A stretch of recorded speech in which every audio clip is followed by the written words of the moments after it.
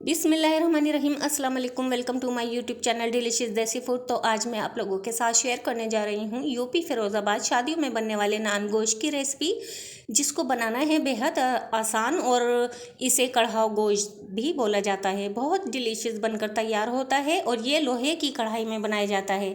मैंने मिट्टी की हांडी गैस पर रख ली है और मैं मिट्टी की हांडी में बना रही हूँ। आधा कप तेल लिया है। तेल गरम हो गया तो इसमें मैंने मीडियम साइज़ की 2 अदद प्याज को स्लाइस कट करके डाल दिया है। इसे फ्राई कर लेंगे। इसे इतना फ्राई करेंगे बस कलर चेंज ना हो। इसका कलर ब्राउन नहीं करना है, वरना फिर ग्रेवी का टेस्ट अलग हो जाएगा। और ये मैंने छोटा सा जायफल का टुकड़ा लिया है चने के बराबर, और जवतरी का एक फूल ले लिया है। और ये मैंने देखिए बस लाइट पिंक कलर आया है, इसमें से मैं आधी प्याज निकाल लूँगी। कच्ची पक्की है, ज़्यादा इसे मैंने कलर नहीं दिया है, बस लाइट पिंक हुई है और सॉफ्ट हुई है। अब इसमें हम खड़े गरम मसाले डाल देंगे, जिसमें 3 अदद लौंग ले ली है, 2 सब्ज़ इलायची, 1 दालचीनी का टुकड़ा और काली मिर्च ले ली है ये 8 से 10 अदद, और हाफ़ टी स्पून साबुत ज़ीरा, 1 अदद तेज़पत्ता।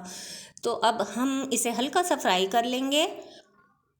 इसमें मैंने लहसुन अदरक का पेस्ट ऐड कर दिया है 1 टीस्पून, और इसे अच्छे से भून लेंगे, कच्चापन ख़त्म हो जाए अदरक लहसुन का। मैंने आधा किलो गोश्त लिया है और इसमें एक नली भी रखवा ली है और इसे अच्छे से वॉश करके रख लिया था। अब इसे डाल देंगे और प्याज के साथ इसको अच्छे से भूनेंगे।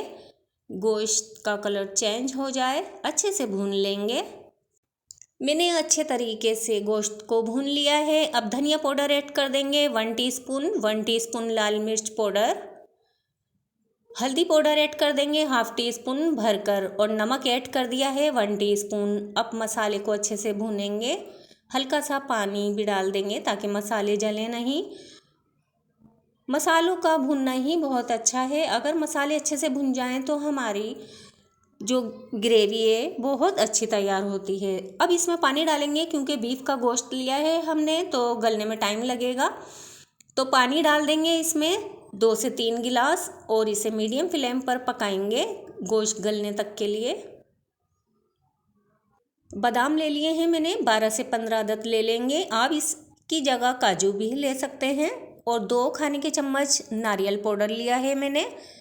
और जो हमने प्याज निकाली थी ना आधी फ्राई करके, उसके साथ इसका पेस्ट बना लेंगे। ये मखाने लिए हैं हमने, और मखानों को बस 1 चम्मच तेल में फ्राई करेंगे।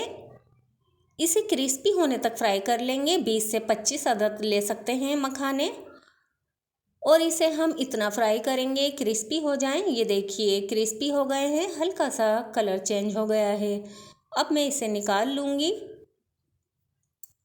ये देखिए माशाल्लाह बहुत अच्छी खुशबू आ रही है और गोश्त भी अच्छे से गल गया है। मैं चेक कर लेती हूँ। माशाल्लाह ये देखिए बहुत अच्छे से गल गया है गोश्त, और गोश्त का अच्छा गलना ही ज़रूरी है। आप अच्छे तरीके से गला लीजिएगा। अगर पानी कम लगे तो आप पानी डाल लीजिएगा। मैंने 40 से 45 मिनट तक पकाया है गोश्त को। अब दही डाल देंगे 2 खाने के चम्मच।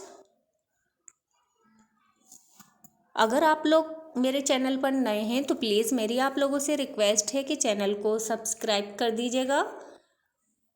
ये देखिए अब हम अच्छे से भूनेंगे ये वाला पेस्ट डालकर, जो मैंने बताया था बादाम, खोपरा और जो फ्राई प्याज थी उसका हमने पेस्ट बनाकर रख लिया था। अब इसके साथ हम अच्छे से भुनाई करेंगे। मैंने बहुत अच्छे तरीके से भुनाई कर ली है, ये देख सकते हैं आप। मैं इसी बाउल में डाल रही हूँ जिसमें दही था प्याली में, उसी में ही मैंने पानी डाल लिया है, और आधा कप के करीब ही पानी डालेंगे, बस ज़्यादा पानी नहीं डालेंगे। पानी मिला लेंगे, और जो हमने मखाने फ्राई किए थे इस स्टेज पर हम मखाने डाल देंगे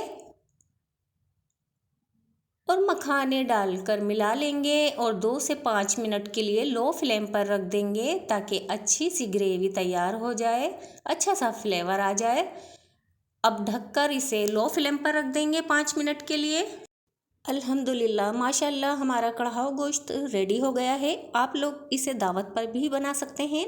इसे नान के साथ, चपाती के साथ, पराठे के साथ, किसी के भी साथ खाएं, बहुत ही लजीज लगता है। ज़रूर ट्राई कीजिएगा, अपना फीडबैक ज़रूर दीजिएगा। और रेसिपी पसंद आई हो तो प्लीज़ प्लीज़ वीडियो को लाइक शेयर कीजिएगा और चैनल को सब्सक्राइब करना मत भूलिएगा। अब इजाज़त चाहती हूँ, फिर मिलूँगी एक और मज़ेदार रेसिपी के साथ। अपना ख्याल रखिएगा। अल्लाह हाफिज़।